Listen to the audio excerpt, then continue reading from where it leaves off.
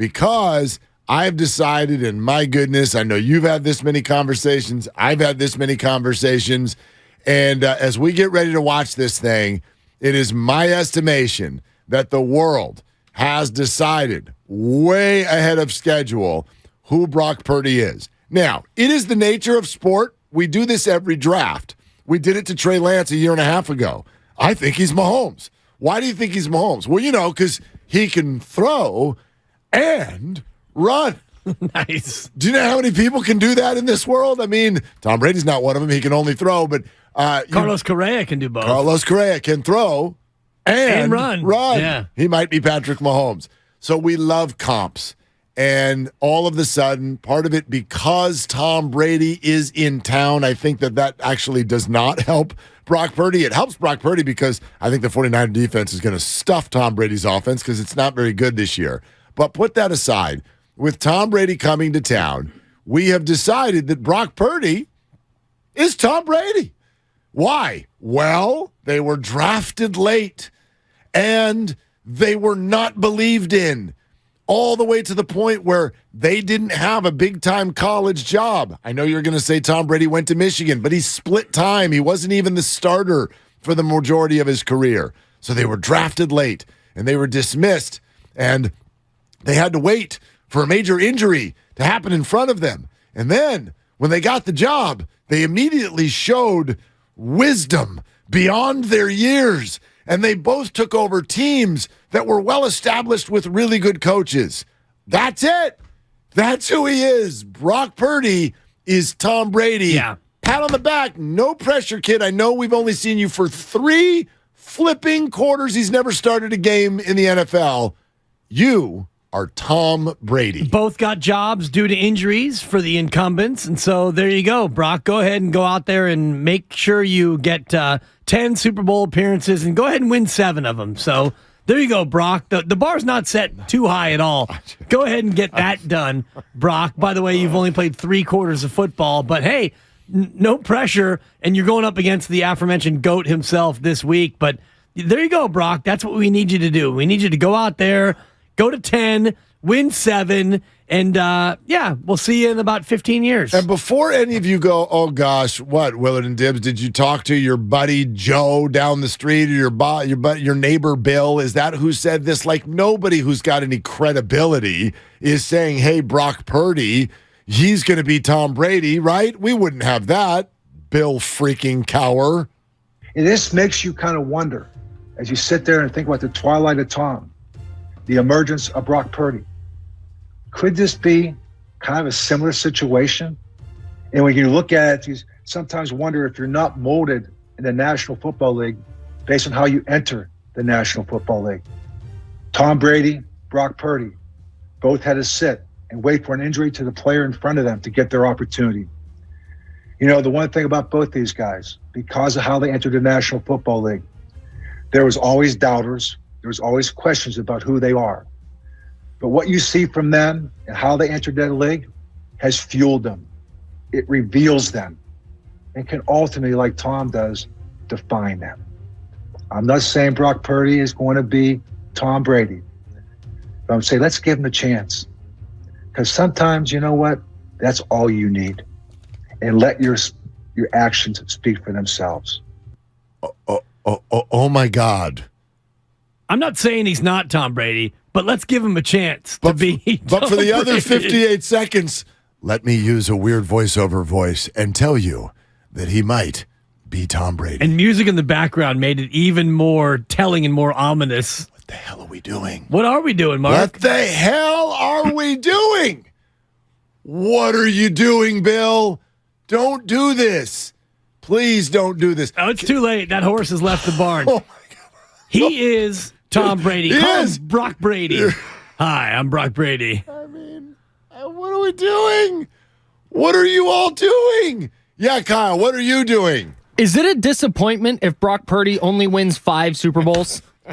Yes, without a doubt. I think so too. I mean, What are we doing? fire Kyle right now. What's happening right now? Does anybody know what's happening? What I don't understand. We're prisoner of the moment What the off of hell 3 quarters of football. is happening? I mean, Freaking Larry Krueger hasn't said he's Tom Brady, and Larry's been on Brock's jock for 3 months. Big Jock Brock. I think that's his nickname. Oh, my God. This is out of control. Can we just say that Brock Purdy is Brad Johnson? And that would be, even if he was Brad Johnson, wouldn't we be thrilled? And by the way, I just was doing a quick deep dive into Super Bowl winning quarterbacks and where they were drafted. Okay. If you take Tom Brady out of the equation as the all-time draft anomaly, right, there's only 2 quarterbacks going back to the start of this millennium who were drafted outside of the first round.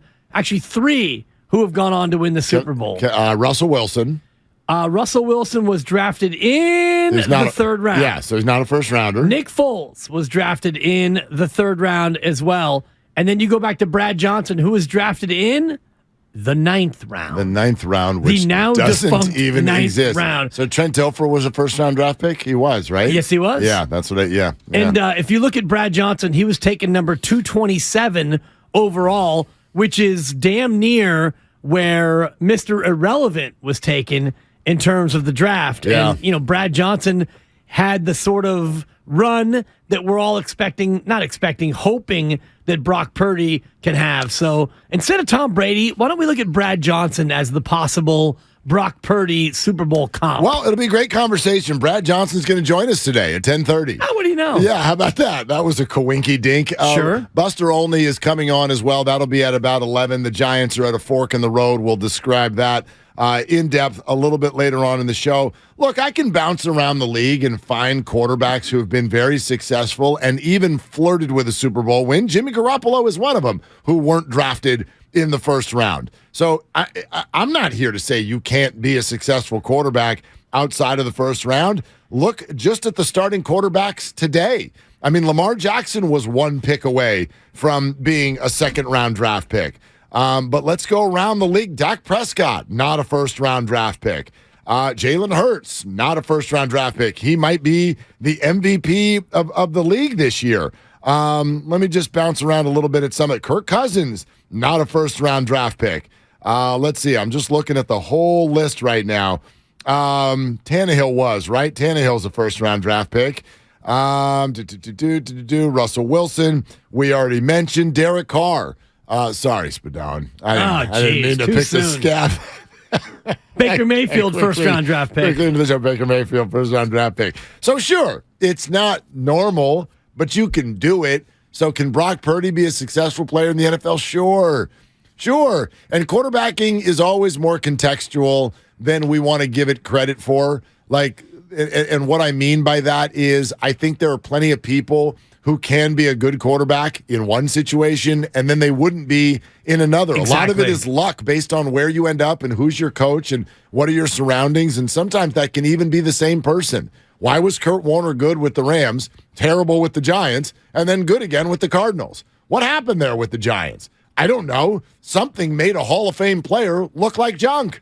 So there's always context, even with the quarterback. So Brock's in a good situation. He's surrounded by greatness. Yeah, and the similarity between he and Kurt Warner is something that Baldy was mentioning earlier when Bonte and Joe were asking him about his all-time offensive line. Orlando Pace was a guy that was mentioned, and that's who Kurt Warner had. Brock Purdy has a guy who might be an all-time left tackle in Trent Williams. So when you look around at reasons why Brock Purdy might be Brad Johnson, might be able to get lightning in a bottle. He might be Nick Foles, although Nick Foles had a lot more experience than Brock Purdy does. Why could Brock Purdy succeed? And you look at the left tackle, the tight end, the running back, the 2 wide receivers, the head coach, and all the rest of the things that he has around him. These are all things that would help bolster the argument that maybe Brock could be a guy who catches lightning in a bottle. Here's the other thing, though. Even those examples we bring up, and you've mentioned most of them, I'll throw in Joe Flacco, who beat the 49ers in a Super Bowl. Flacco. Okay? Even those examples we bring up, what do they all have in common? Every single one of them. It happened once. Yeah. One time. There's no quarterback other than Brady who fits that profile and just became greatness that repeats itself year in and year out and traveled across multiple franchises. There's no other example. the Dilfer, the Johnson, the Flacco, The Foles. Yeah. Hell, Foles wasn't even a season. It was about 6 games. Exactly. And what happened since then? They moved on. He's a backup. Most people walking around today couldn't even tell you what team Nick Foles is on. I think is it Colts? I think he's on the Colts. He's on the Colts. I think he's on the Colts. I thought you were about to quiz me, and I was going to say, I don't know. I think he's on the Colts. Yeah. Anyway, I don't know. Point being is there's really only one answer that I feel like is an acceptable answer to who is Brock Purdy going to be. And the answer is, I don't know. I thought you were going to say Brock Purdy. Well, yeah, you mean Brock. I mean, can we have a healthy conversation around this question? Are the 49ers still a Super Bowl contender? How do you answer that? Yes, absolutely. Why? Because they have the best defense in football. Okay. They've got a laminated play sheet that is the most laminated of all play sheets, and they've got a great supporting cast around them. And I've been a big advocate of saying that Jimmy Garoppolo is the 5th or 6th most important player on that offense, and I believe it to be the case in terms of, Brock Purdy. He's the same sort of figure on this offense. Can he get the snap and hand it off to McCaffrey? Yes, he can. Can he dink and dunk to Debo and let Debo yak it up? Yes, he can. Can he find, hey, diddle, Kittle down the middle? Sure. Can he get Brandon Ayuk on a choice route? Yes, he can. So I think that all the things that this offense is built upon can still apply to Brock Purdy. Now, he's obviously a way more inexperienced than Jimmy Garoppolo, and so the rookie mistake factor can and probably will rear no doubt. its ugly head. No doubt. But I look at this team and Kyle Shanahan looking at Brock Purdy. He knows that Brock is inexperienced, and he knows he has a nasty defense. So I would imagine that starting this Sunday against Tampa Bay, it's going to be 3 yards and a cloud of Purdy and hoping to keep his defense in the game. Well, this is, I don't think this is a first. Maybe it's a second or a third. We don't do this very often. I'm going to go the other way from your optimistic answer. This is crazy. I think for right now, the answer to this is no, because it doesn't mean I'm going to disallow it from happening. It doesn't mean that I don't reserve the right to change my opinion in a week or 2 or 3. But the idea that Brock Purdy, because he held it together for 3 quarters. 3 beautiful quarters. Against a weak defense, by the way, that was in his face consistently. And I get what they were trying to do. They're Cover like, 0. Let's scare the hell out of the brand new quarterback. And he handled it really well. So he's answered a couple of questions. Is he confident? Yes. Can he handle a few things that you're throwing at him? Like, is he, and we talked about this early in the week, is he going to freak out when the red light comes on?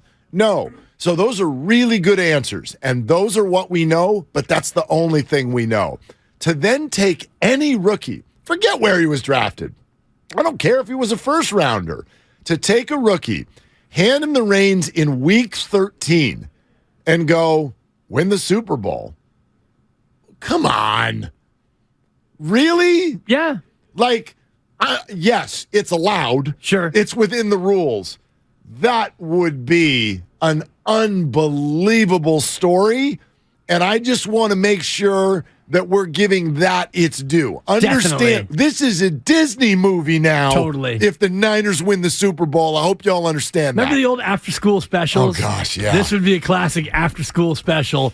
Big bucket of peanut butter and a spoon. Exactly. That was me. I didn't need the bread. I needed a jar of peanut butter, Jif, and a spoon. And that's it. I'm a Skippy guy. Definitely a Jif guy. That explains a lot. Anyway, I didn't. It was either Scooby Doo or if there was an after school special, I was here for it. Rock Rudy? Yeah. And I would have gotten away with eating the entire jar of peanut butter if it weren't for you stinking kids. Yeah, anyway, those go meddling ahead. kids always. Yeah.